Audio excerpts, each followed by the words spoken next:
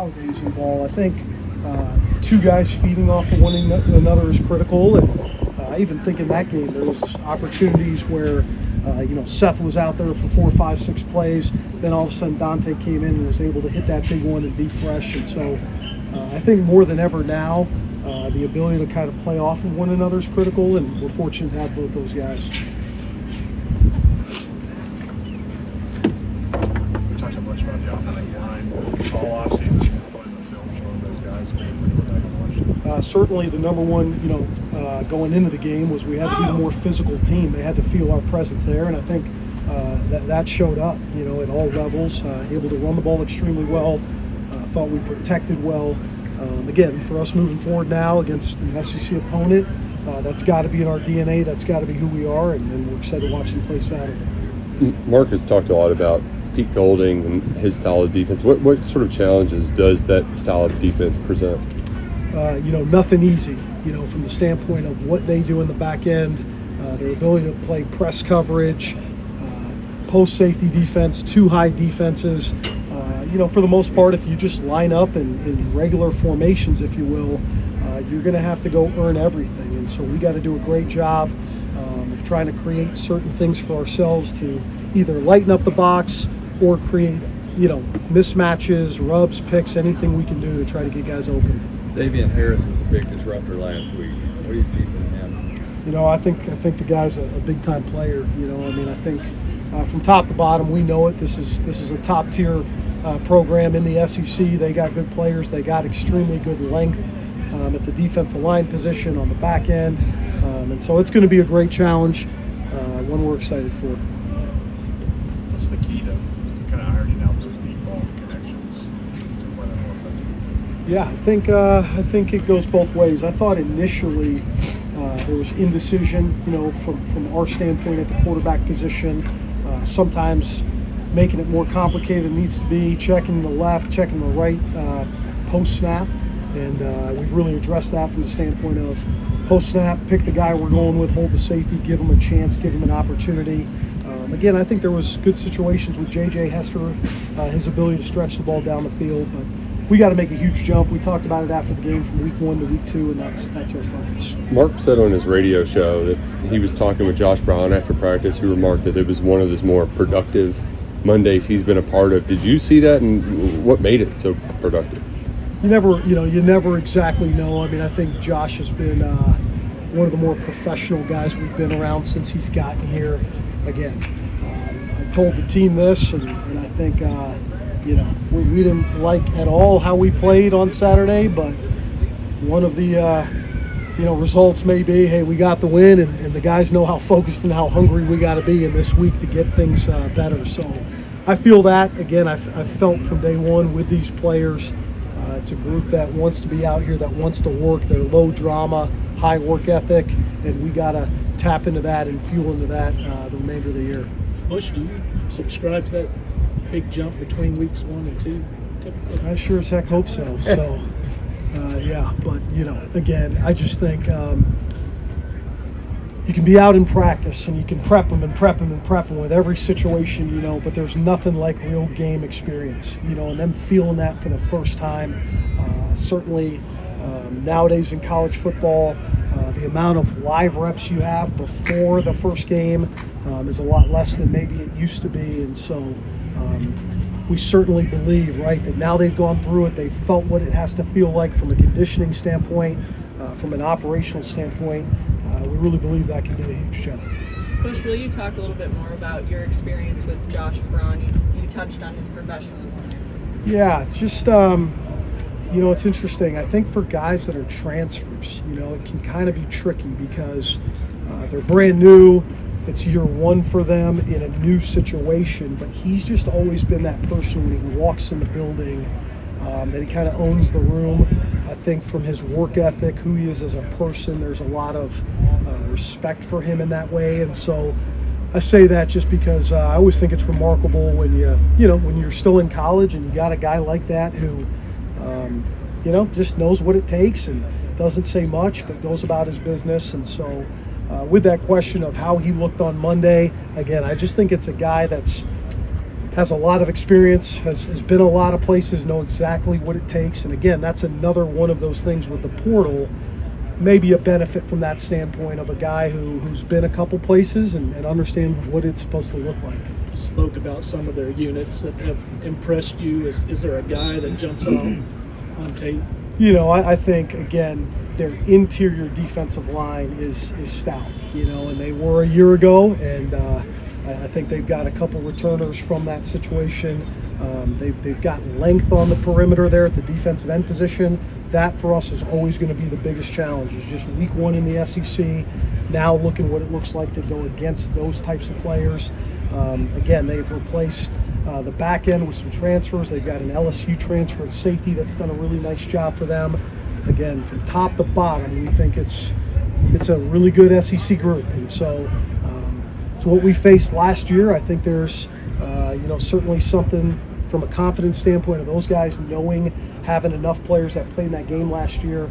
But we're going to have to flip that focus really from here on out. We know what it's going to look like week in and week out. How much value is there in that film from last year with so many transfer guys on for you guys and them? Yeah, it gets tricky, because schematically, obviously there's a lot of value. The coordinators are still in place, getting a feel for what we tried to do and how they played it. A little bit of a cat and mouse situation of what we showed.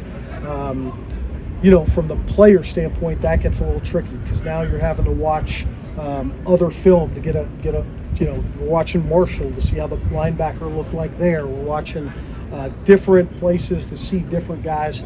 So it does get more tricky, but obviously we're trying to evaluate everything.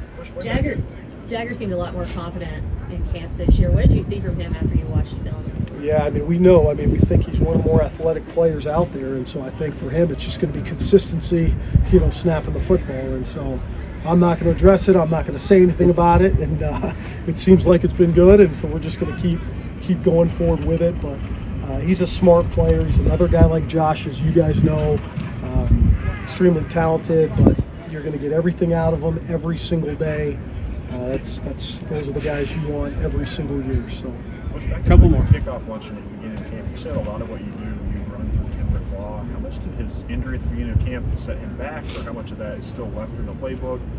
I assume that the expectation was some of the stuff you did with Barry on last year, maybe he'd be suited for. What do you see today?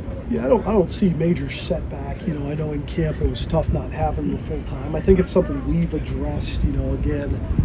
How we can get them automatic touches. Sometimes you can call certain plays, whether it's an RPO game or manage the perimeter, where based off the defensive look, he gets it or he doesn't get it. So that's something we've really focused on. How we can ensure that he's going to get X amount of touches. Did not do a good enough job of last game. I believe he got his first opportunity on play 21, and so it's something we've addressed and we got to address moving forward. Anybody else? All right, thanks, Coach. Thanks, Thank guys. Thanks for your time, man. What's up, guys? Y'all doing We're right? doing good. So what do you just take away from Saturday after you've had some time to kind of process it and watch the film and everything? Yeah, no, I went over the film a bunch, and the biggest thing is, like I said Saturday, we got to get better. I think there was some good out there to build off of, and it's also, I think our mistakes are very fixable, so that's what we focus on this week. I think we had a great practice today. We want to have a great one tomorrow and keep preparing for Saturday. The saying is that you get most improvement from week 1 to week 2. What are some of those things that you can take a big step forward in this week? Yeah. I think for me it's going to be my decision making. Knowing when to pull the ball down and run, knowing when to take my outlets. I think, with those tight ends, we saw a lot of production from taking those outlet throws on some of our shots. So, we know exactly what we need to work on with regards to our shots and keep building that chemistry. And we're going to keep pounding the rock. You certainly have experience against plenty of SEC teams. You played against Ole Miss before. What do you remember about that game? The Ole Miss one? Yeah. That was a tough one. I remember it was a high-ranked game. It was an away game for us, and I let it slip back then. So that's what I remember. I remember that game for a long time. Does any of that linger on your mind at all going into this matchup? Not really for going into the game. I think for me, I thought about it more leading up to this week than I have this week. But for this week, the emphasis is getting better and being prepared for this team and winning the football game. Zach, you and JJ obviously almost had the one big play you did with the return. What kind of deep ball threat does he present on the defense? Yeah, no, he's really good. He can run. He's long. He can go up and get it. So I'm excited to see what he does this weekend. It was enough. I thought I caught it, and kind of hurt my feelings a little bit that they called it out. But I did watch it over the TV copy. I thought I was in. Guess they didn't think that. Everybody else thought I was in. Mother, family, they all called me and said, "We saw your catch. We thought you were in," but fortunately not. So yeah. Just how much? Obviously, it didn't count, but how much do you feel like that is a play you can build on for what you can do in this offense as kind of a deep threat kind of feeling? It helps a lot. It just gives everybody around the offense and even the defense just a boost of energy. Just anytime somebody makes a big play like that, confident. It makes everybody confident, and it just boosts the competitiveness of the team. So I try to do my best, make those catches whenever I can, whenever the opportunity presents itself to do that. You guys got to. So Coach Stoops said on his radio show that y'all were walking off the field yesterday, and you remarked that this might have been your most productive Monday you've been a part of throughout your career. So what about that really? Why'd you feel that way? Yeah, I think there's a fine line between guys recovering coming off of a game, and then early in the season, coaches like to go, treat it like the first game didn't really happen. We're going full speed ahead Monday through Thursday. But I think at the end of the day, it's the season now. You got to be intentional with what you do. If hey, we need to walk through this. We need to look at this look. We need to practice against this defense. Being able to get maybe 3 times as many reps in a walkthrough on Monday than you would in a full padded practice on Monday is better mentally. It's better for your body. It's better when you recover. It sets you up to have success throughout the week when you're not just grinding on Monday and you lack the mental walk through and the mental steps that it takes to process a defense and understand a defense and really set the foundation for a successful week. I know a lot is made about just improving from week 1 to week 2. What are some of those corrections you feel like you all can make from week 1 to week 2? Yeah, it always comes down to the fundamentals in offensive line play. You got to take the right step. You got to put your hands in the right places. Communication is key. I think a big thing that we didn't do, which I'm proud of, is we didn't panic last game. We went through some adversity. We didn't start as well as we wanted to, and we knew that.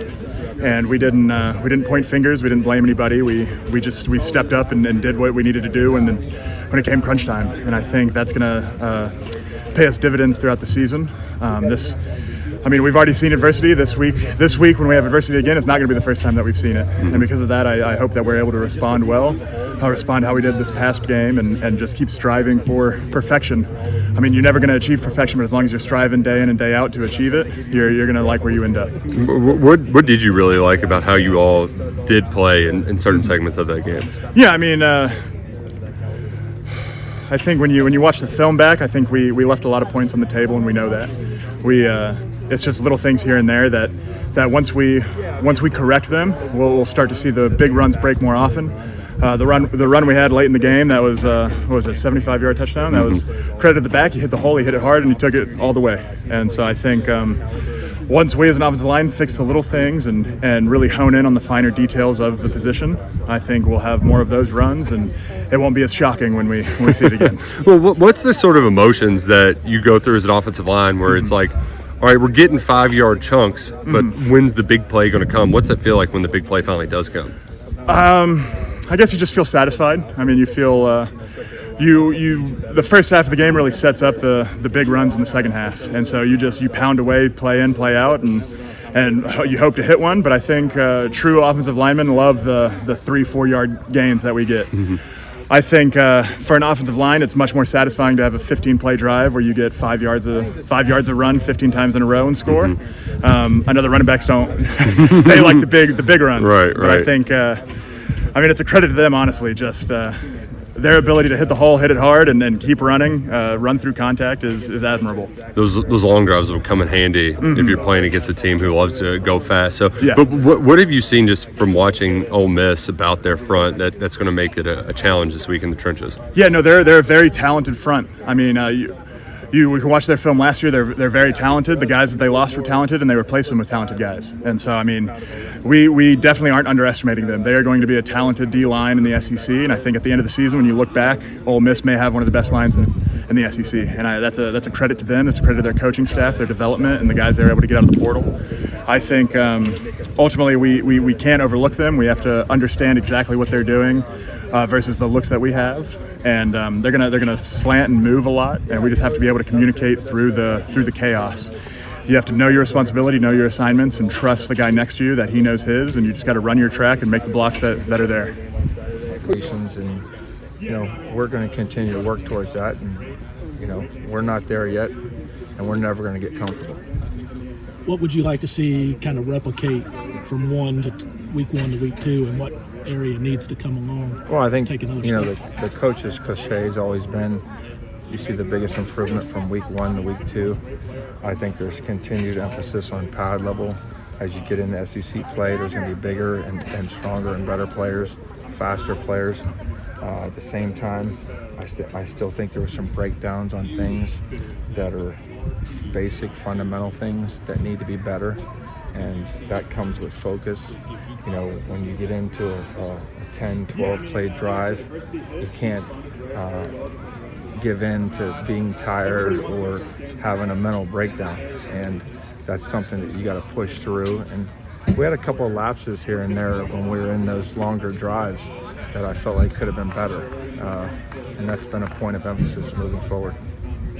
What sort of challenges does the Ole Miss front present for you guys? I mean, obviously it's an SEC opponent. I think they're very well coached. I think Pete Golding does a great job. I was with Pete when I was at Alabama, obviously, and he's creative in what he does. He's going to attack every formation, what you're doing.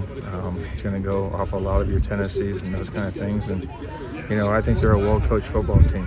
And obviously, statistically, that's shown up, obviously, last year that they were a pretty good group. And, we don't expect anything less on Saturday. I know a lot of this offseason was all about the play of your group and getting more physical in the trenches. When you get 220 yards on the ground in the first week, do you see more confidence in your group after that? I think you got to give a compliment to Coach Boulware, Coach Hamdan. It's much bigger than just one group. Whether it's tight end play, quarterbacks making the right decision when they have a read here and there with the ball. But there is a physicality part that's expected here, and we want to continue to try to be physical and finish blocks, and that's been a point of emphasis for us, and trying to move people off the spot. Can you remember an opener with no penalties in your line, and none of the pre-snap stuff that you typically see early in the season? I don't know. You see all that gray hair I got, so I'm a little older. I'm sure there's probably been a time or two, but my point is you can't have penalties that put you behind the chains. If it's 1st and 15 because of a false start, or 1st and 20 because of a holding call, that's unacceptable. And those are all things that you can control and have really nothing to do with talent. It's discipline. Does that background with Coach Golding, does it help in preparation, or with it being new teams, new players, it's just not really that relevant? Well, obviously being around Pete when I was at Alabama, obviously, and he's runs the Saban system, Coach Saban system. One thing is they're going to be well coached. They're going to play hard. They're going to play fast, and they're always going to have some wrinkles that you haven't prepared for, and that's what the game of football is how you adjust, and can you make the right calls, and can you see things pre-snap to make sure you have an anticipation of what you potentially expect to happen once the ball snaps.